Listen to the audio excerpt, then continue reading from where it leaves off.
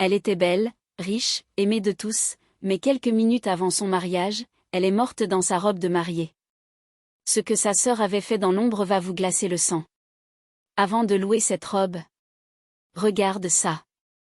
À Douala, dans un quartier chic où les voitures de luxe croisent les vendeurs ambulants, vivait Nadia Ngono, une femme que tout le monde admirait, ou redoutait. Elle était belle, riche, raffinée, mais aussi bienveillante. Elle avait repris les affaires de son père après sa mort, et les avait transformées en un empire florissant. À seulement 30 ans, elle était à la tête d'une entreprise de cosmétiques 100% naturels qui s'exportait jusqu'à Paris. Mais ce que les gens admiraient le plus chez elle, c'était son couple. Nadia était fiancée à Cédric Ndongo, un ingénieur talentueux, droit, humble et surtout terriblement séduisant. Ils s'étaient rencontrés lors d'un séminaire sur les énergies renouvelables. Leur connexion avait été immédiate. En quelques mois, ils étaient devenus le couple dont tout Douala parlait. On disait même qu'ils allaient devenir le Beyoncé et Gégé camerounais. Cependant, derrière les sourires affichés sur les réseaux sociaux, une ombre se formait. Maïssa, la petite sœur de Nadia, vivait dans l'ombre de cette perfection. De 6 ans sa cadette, elle avait toujours été celle que l'on oubliait lors des présentations, celle qu'on comparait, celle à qui on disait « Pourquoi tu ne peux pas être plus comme ta sœur ?» Et pourtant, Maïssa n'était pas méchante. Au fond, elle aimait sa sœur. Mais le jour où elle avait rencontré Cédric, quelque chose avait basculé en elle. Il lui avait simplement souri, lui avait dit qu'elle avait un joli prénom, et depuis, son cœur s'était retourné contre elle. Chaque fois qu'il venait à la maison, chaque fois qu'il appelait Nadia « mon amour », chaque fois qu'il posait les yeux sur elle et pas sur Maïssa, c'était comme un poison lent. Elle avait tenté de se convaincre que ce n'était qu'une passade. Elle avait même pris ses distances. Mais le jour où elle était tombée sur la robe de mariée, accrochée dans la chambre de Nadia, elle s'était figée. Une merveille, en satin ivoire, brodée à la main par un créateur parisien. La robe qu'elle avait toujours rêvé de porter. Et pourtant, c'était encore sa sœur qui allait vivre ce rêve. Encore elle. Toujours elle. Ce soir-là, seule dans sa chambre, Maïssa craqua. Elle pleura, hurla, puis se leva brusquement. Quelque chose de sombre s'éveillait en elle. Le lendemain, elle prit un taxi-moto et se rendit à New Bell, dans un quartier populaire et bouillonnant où les féticheurs étaient aussi nombreux que les coiffeuses de rue. Elle entra dans une petite maison aux murs recouverts de symboles étranges. Un vieil homme aux yeux vitreux l'attendait. Il n'avait même pas besoin qu'elle parle. « Tu souffres. Tu veux qu'on voie sa vraie face ? Qu'elle tombe de son trône ?» Maïssa baissa les yeux. Elle ne répondit pas, mais son silence en disait long. Il lui tendit une petite fiole contenant une poudre grise étrange, presque scintillante. Juste un peu sur la robe. Rien de mortel.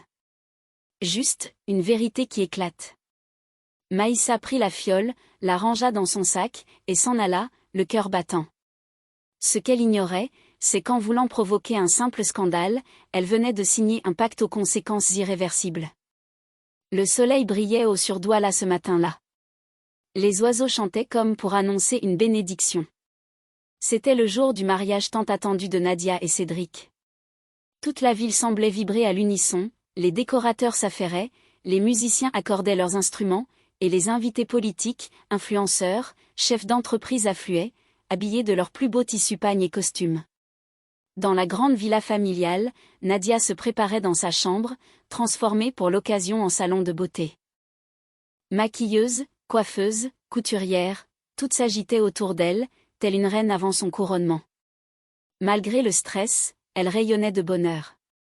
Ses yeux pétillaient à chaque fois qu'elle parlait de Cédric, qui attendait déjà à la mairie. Mais à quelques pas de là, dans une autre pièce, Maïssa observait en silence. La veille, alors que tout le monde dormait, elle s'était glissée dans la chambre de sa sœur. Elle avait sorti la petite fiole que lui avait donnée le féticheur, l'avait ouverte d'une main tremblante, et avait légèrement saupoudré la poudre grise à l'intérieur de la doublure de la robe, là où personne ne pouvait la voir.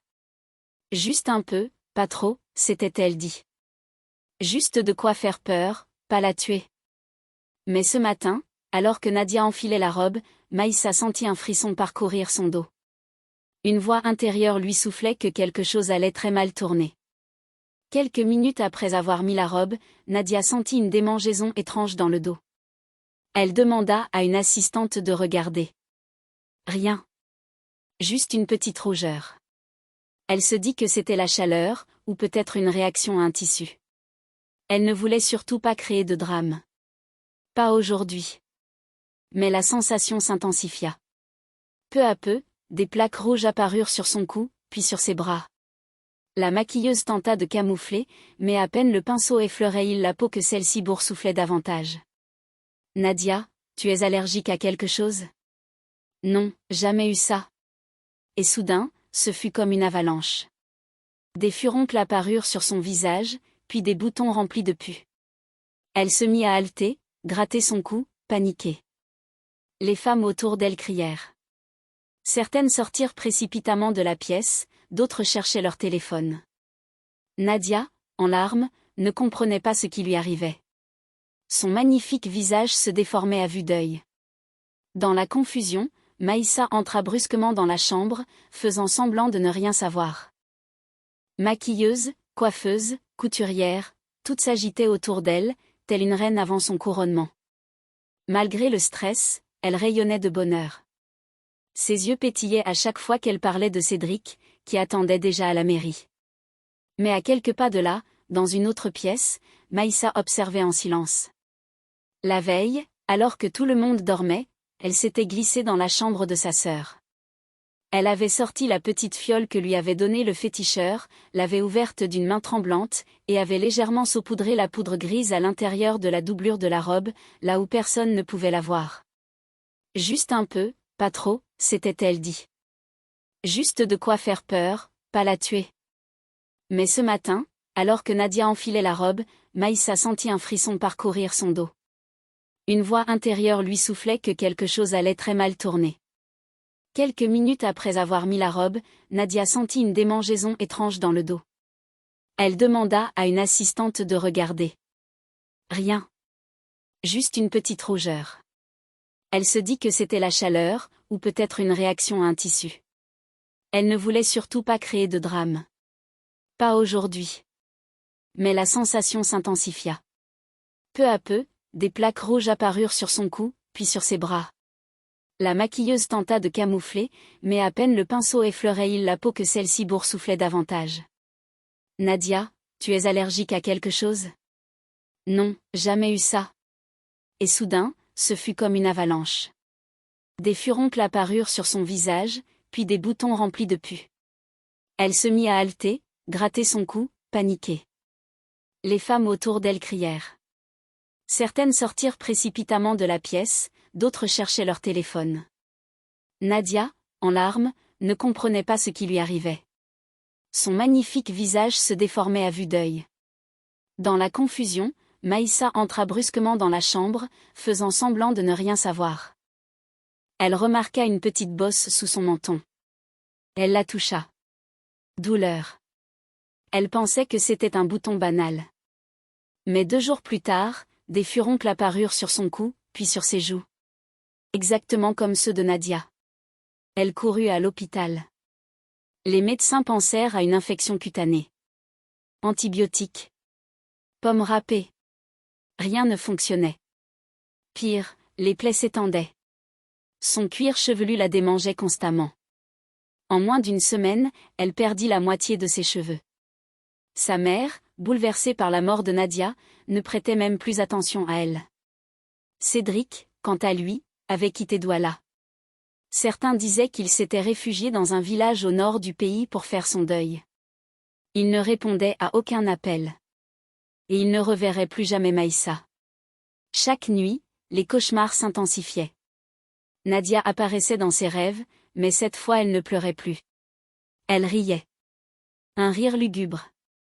Des fois, elle dansait seule en robe de mariée, les yeux blancs, tournoyant autour de Maïssa, en murmurant. « Tu as volé ma vie, alors je prends la tienne, lentement. » Maïssa tenta de retourner voir le féticheur, mais sa boutique avait disparu. Comme si elle n'avait jamais existé. Elle consulta d'autres tradipraticiens, des prêtres, des voyants. Tous disaient la même chose. Tu as ouvert une porte que tu ne peux plus refermer. Ses amis commencèrent à la fuir. Les voisins chuchotaient. Certains pensaient qu'elle était possédée. D'autres qu'elle avait contracté une maladie rare. Mais au fond, elle savait. Elle avait commis l'irréparable. Quelques semaines plus tard, on la retrouva errant dans les rues de Bonamoussadi, défigurée, les cheveux rasés de force à cause des plaies, parlant toute seule à voix haute. Elle répétait sans cesse. Elle est là, elle me regarde, elle veut que je mette la robe. La famille l'envoya dans un centre psychiatrique privé. Le médecin principal, choqué, écrivit dans son rapport. Psychose post-traumatique accompagnée d'hallucinations visuelles et auditives. Détérioration rapide de l'état mental. Des années plus tard, la robe de mariée est toujours conservée, enfermée dans une malle au fond d'un débarras. La légende raconte que toute femme qui la touche sans pureté d'intention sera frappée par la même malédiction. Morale de l'histoire, ce que la jalousie ne détruit pas sur le coup, le remords finit par consumer lentement. Ne convoite pas ce qui n'est pas à toi, car parfois, ce que tu veux te tuera. Et toi, avant de louer une robe de mariée, regarde ça. Abonne-toi si tu veux d'autres histoires vraies, glaçantes et inspirées d'Afrique.